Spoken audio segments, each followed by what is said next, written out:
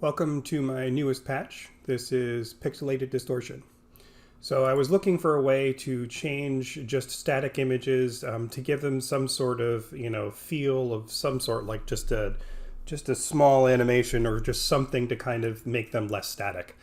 So I created this pixelated distortion using a fractal noise that's been basically pixelated into and whittled down to 4 colors, basically black and white and 2 shades of gray.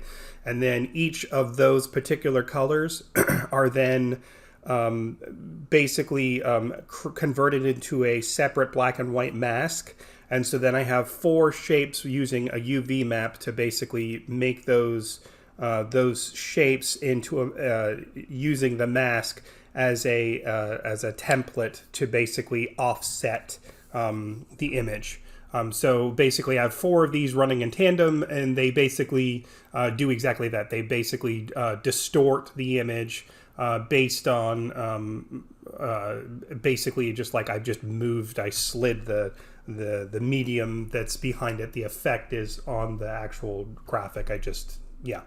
So it works pretty well. I think it gets the point across, or it gets the feeling across.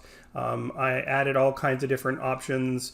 I have a friend of mine who is interested in this kind of thing, but he wants to change the frequency, the speed in which it happens. So what I did was I created something for him. So if I change this to basic and I just distort it a little, there's the option for metronome, which is at a base frequency speed, and you can speed it up or slow it down based on his little dial. He can speed it up or slow it down to his heart's content. All 3 options down at the bottom basically have the option to trigger in case they wanted a user or a person, a VJ, whomever it is, right, wants to be able to set up external FFT. They could with that particular button, to make it kind of a Boolean or an option off or on kind of thing. So there is the option for just trigger. There is a base speed so that each one kind of is randomly generating. So that kind of gives it that nice kind of pixelated look, like things are changing. But there's also the option to hit the beat trigger, which will basically just randomly generate a new set or random area, right?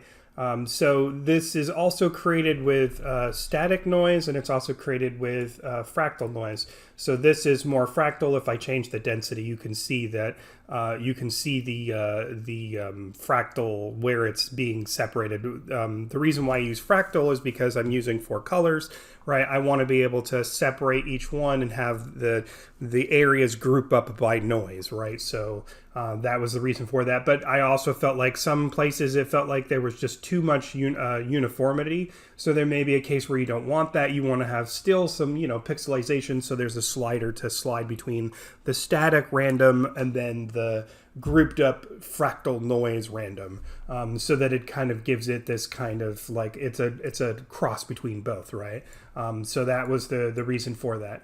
So to give us a couple examples of some things that would be nice or that this can do, I have this squirrel because it's a picture and I figured it was a good example. You can still make out that he's a squirrel, but he's got all kinds of triangles on him, and so it gives it this kind of look. This one's set to metronome right at this moment, right? And I can change the scale of the displacement. So you could have a little displacement or a lot of displacement. It's really up to you to kind of give it that mosaic look, if you will. Also, the base speed could be, increased. You could also randomize. If you go closer to the randomized group on the right, it's more fractal noise. If you go to the left, it's very static. So those are the kinds of things that I've added in. The density of the fractal noise can be changed, right? The speed of which the noise changes, the noise changes. There's also this randomly generation. This is where the start generation is. So I was thinking in some cases people might want to have like a random generation, where the static or the fractal noise is placed, so that they're not in the same place when they make their images. So that was the reason for that. And then, so you have the ability to scale it up or shrink it down. There's just distortion, which is just squares. The triangles, which are diamonds and triangles, and an odd shape. And some of them, you'll notice there's like an odd shape there. And then the circles themselves, which is just circles on top of each other in different sizes and shapes. So that one looks really cool when it's like this, right? So you get this kind of very interesting, unique shape. And here's some examples of what it looks like.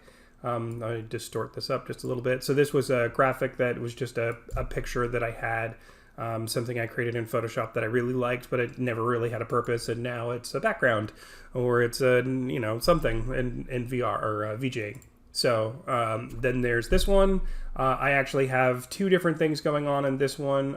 I have two pixelated distortions.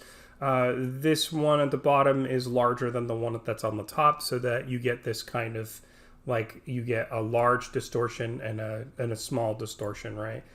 So that could be visually interesting as one of the things that I was thinking about.